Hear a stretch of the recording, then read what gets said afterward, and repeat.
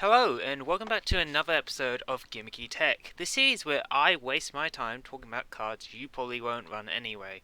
Today, we're not covering time thieves like I said in the last episode, but instead, we're talking Lair. And no, not Spider's Lair. Does anyone even remember that card anymore?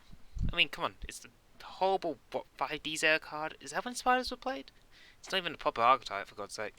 But anyway, we're talking about everyone's favourite tech option that came from a structure deck since, I don't know, Zombie World. I mean, the point is, we're talking about Lair Darkness and their tech options, and a couple decks, just the usual stuff you would expect from me.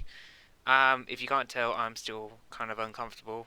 I think I'm going to be saying this every video, but yeah, I'm still a bit uncomfortable with this whole thing, so if I sound a bit weird or you hear me fidgeting, that's why. Anyway, moving on. Now, I know no one plays this deck, probably since everyone who played competitive at the time looked at this structure deck when it was released and only saw the boss monster as a tech option. I mean, there were also the people who used LILITH for trap searching, but I'm pretty sure most people only used the boss monster due to its self-res effect. While I would personally never consider Lair for a video topic, outside of that one time I used the deck for stupid Jinzo plays, which I pretend that never happened, after realizing the sort of stuff you could do with tributing, I just had to explore its gimmicky potential, and you're gonna join me for the ride. In tribute-based tech, unfortunately. But first, let's give you a history lesson on, well, the structure deck. While some people may remember the original Diablos being a secret rare in 2007's Force of the Breaker, the structure deck is technically an updated release of its predecessor, the OCG exclusive Curse of Darkness structure deck, so it's kind of a retrain of a retrain. And going through this original deck list, it scares me to think what 2007 Yu-Gi-Oh! Was like back then. I mean, the structure deck came with 2 copies of Stealth Bird. That to me is scarier than Orcos refusing to die, to be honest. I mean, the structure deck is also kind of scary. I mean the new one, because it still recommends playing Playbook. Like, this is 2007.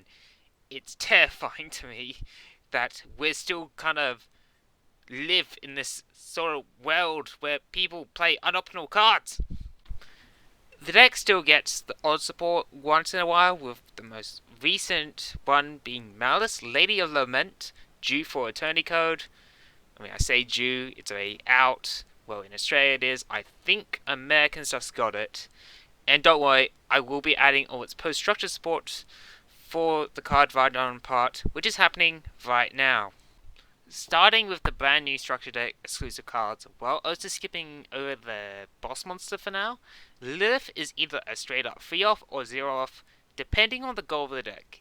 In most cases, you're running Lair, so you can either screw over your opponent for playing an attribute-focused deck, or for the trap cards. You want to run 3, since it can tribute itself, or a card, for a trap search, but let's say for example, and this is just an example, you're being stupid with a Jinzo engine. You don't want to be running her at all, because why would you want to search traps when you can't use them?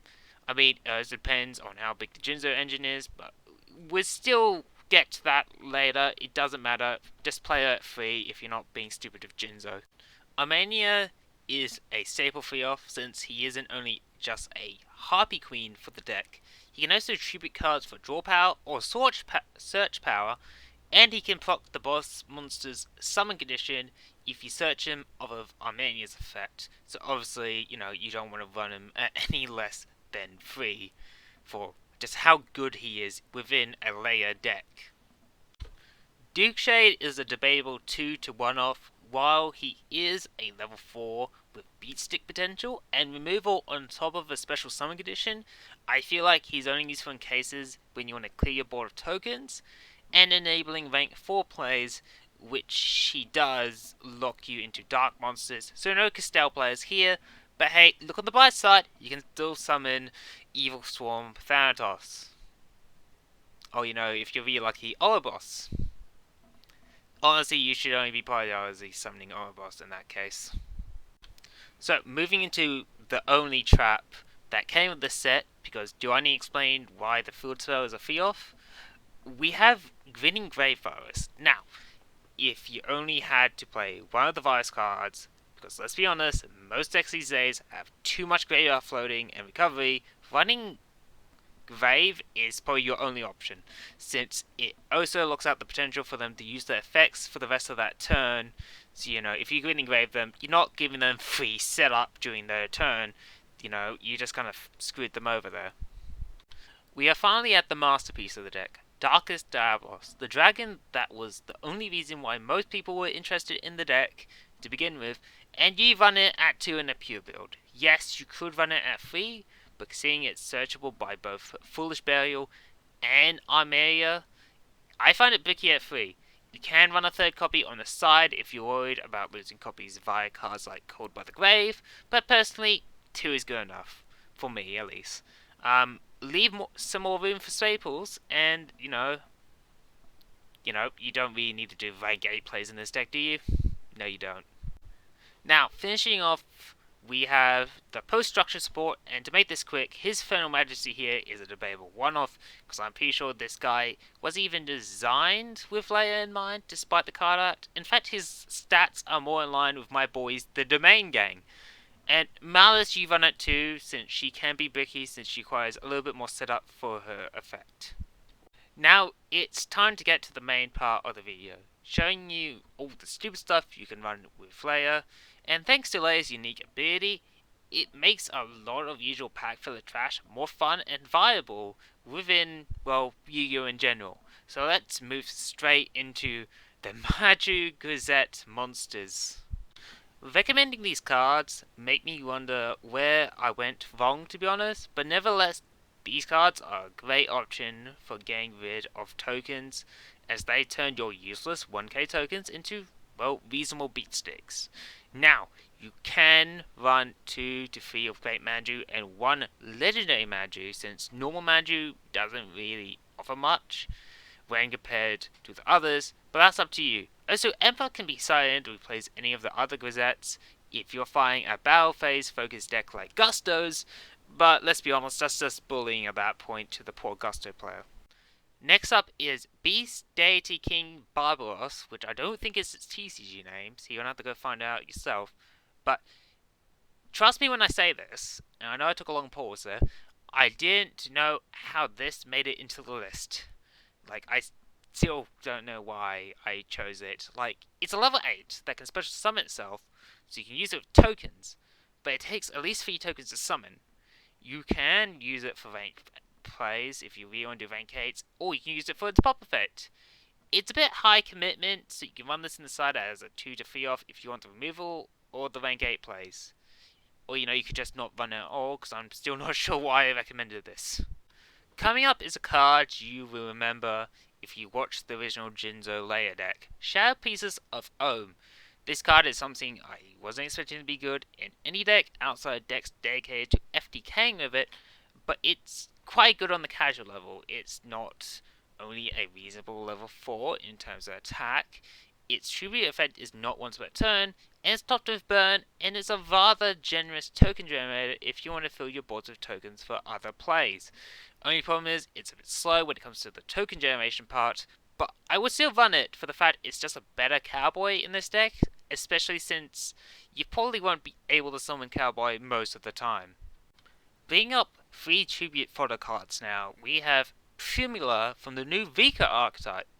The fact that you can special summon itself from hand if you tribute one of your own cards, without the plant type restriction that most of the archetype carries, makes it a really good rank 4 enabler. If you want to go the extra mile, you can also run Mudan and Furies for a very situational combo. This would only really work in turn 2 plays, where you have both Mudan and PRIMULA in hand with a way to tribute Mudan. What you can do is have PRIMULA on the field, Mudan tributes PRIMULA, searches Furies, you activate Furies, then you either tribute Mudan that turn, or next turn via another method, probably preferably by trap, and Furies procs, making your opponent get rid of one of their monsters. It's a bit gimmicky, but it's up to you if you want to try it out or not within the deck. For the last main deck monster, I have Capshell. I'm not explaining it, because I still refuse to acknowledge the existence of this card, because in fact it took up a secret spot for some godforsaken reason, and I'm only listing it because my friend told me it would be good. So anyway, moving on. So, for my only extra deck pick, I have STRENAE, which is the rank 4 RIKKA card. Really just an option in cases where you want a 3 bigger body on the field, but you are locked to rank 5 or above plants due to its tributing effect. My suggestions for this would be Kanzashi for graveyard stealing, Assyria for defense and occasional rolling, Teardrop for more removal and OTK potential, and Queen of the Knights for toolboxing option, if that's the name. I can't remember. I only wrote Queen in this part of the script. You know what? Just it's a number. That's all you need to know.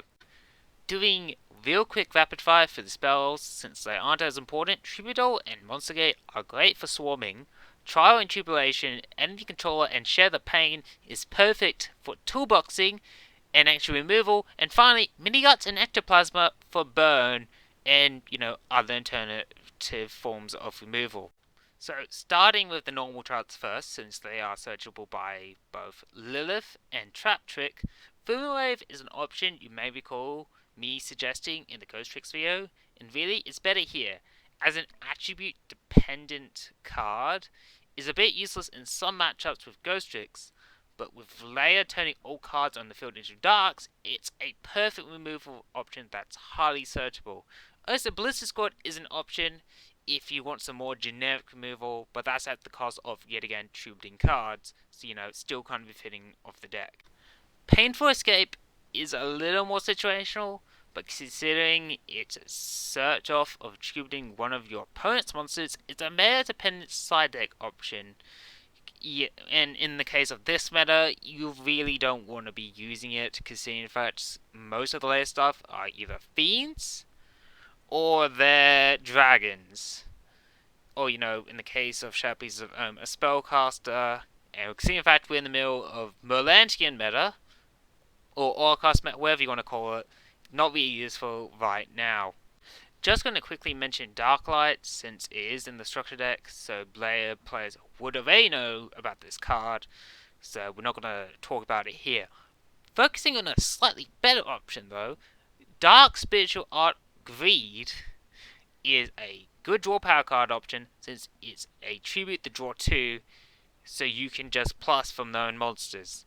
Only downside, the draw can be negated by them discarding a spell, but let's be honest, I would still run it at 3 in main, because you either get the draw 2, or you make them lose a spell in their hand, which in most cases they can't float off anyway, so it's a plus in most times, unless you're fighting witchcrafters.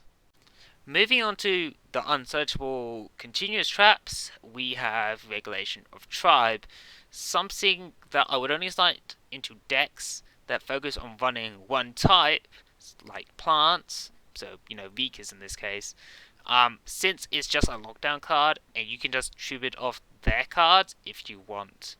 Yeah, again, kind of meta dependent as well, depending on, how one type focus the meta cards are. I'm going off script for this, so that's why I'm not so sure about my words. I'm sorry.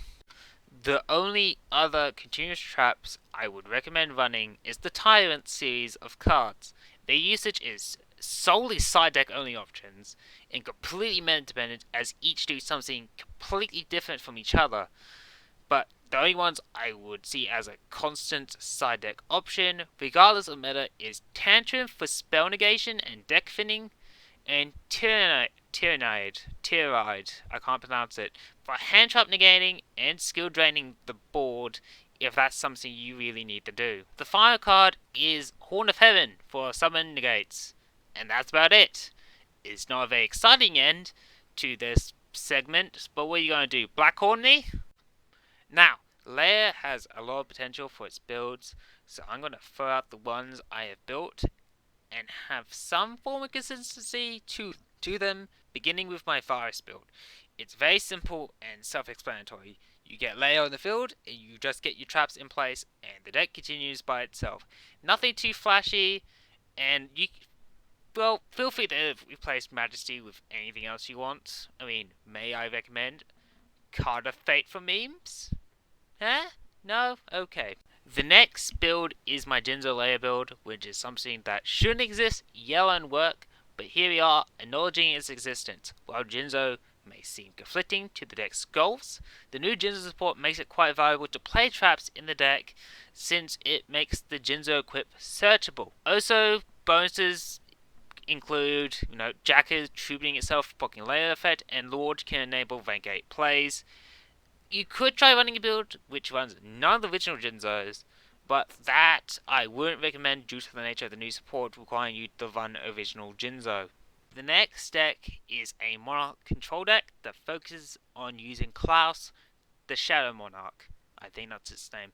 Outside of Lair turning all your opponent's monsters into viable targets for Klaus, it also turns your tokens into tribute fodder, and you can still start in other Monarchs for the matchup. The deck also has access to absurd Monarch backrow support, such as Pantheism, Tenacity, Stormforth, and so forth. So, it's not only worth mentioning, you can also run the original Diabolos in this, due to it having the same stat line as a Mega Monarch. It's also probably worth mentioning you can also probably slide in Domain if you really want to, and smoke screen into a Domain Monarch build. Which is scary when you think about it, but not as scary as Stealth Bird tech. That still haunts my dreams. So for my second to last build, I have RIKKA Lair, and to be honest, it's probably the worst of the decks I built. It's a deck that plays like a normal RIKKA deck that happens to have Lair tech in it, that occasionally makes the deck brick. The build I'm showing is still in early testing stage, and it's more, well, one of my pet projects is probably the best way to put it. It has potential, so I hope someone will crack the code on this deck someday, because I feel like I'm the only one trying to make this work right now. The final build of this video is Darklord Lair, which is just a version of Lair Vice with a Darklord engine. I'm not going to explain it here, so if you want more details on it, please refer to the Darklord video for Gimmicky Tech. That's also a really good video if you want to learn how to play Dark Lords, or maybe even learn how to use the Dark Lord engine. Bit of a shameless plug at the end, but who cares. So while I may have only shown a few builds in this video, it doesn't mean the deck doesn't have potential. I know there's a lot more variations of the deck out there. I mean, at my locals alone, we have a All-Class Lair player and an Infernoid Lair player. I'm sure there's a lot more builds I haven't touched on, and I'm sure as the card game advances, the Lair crew will continue to find a way to enable degeneracy and gimmicks for a very long time. And I'm personally looking forward to revisiting this deck once it has that as an option. Okay, so this is a part I signed in the script for a designated off-script ending, because I'm not good with doing scripted endings, so hey, you made it through the video! Good job, you managed to sit through me rambling about Lair for, 20 minutes. To be honest, I thought the last video I made was going to be like 30 minutes, that turns out to be 20 minutes. Actually, let me double check that right now. Bill, keep talking. No, wow, it was less than 20 minutes. So maybe this will be the same case. But anyway, I hope you enjoyed the video. I'm open to suggestions on how to improve this series. I'm also open to suggestions for, well, other editions of this series. I'm looking to make this series a lot more common, maybe monthly, who knows. But yeah, I hope you enjoy me talking about Lair tech options. And maybe next time, just maybe, we're going to be talking about Time Thieves. Because I have a feeling all the Charmer support won't be officially revealed by then, and I really want to make a Gimmicky tech video on Charmers. Because I really like Charmers. But anyway, thanks for watching. Please consider subscribing, check out my other videos. Check out the other Gimmicky deck videos I have made, well, a while ago now. I think there's only 2 so far at the making of this video, so yeah, I still recommend reading them, watching them. Yes, I'm a nervous wreck. I should stop. Thanks for listening.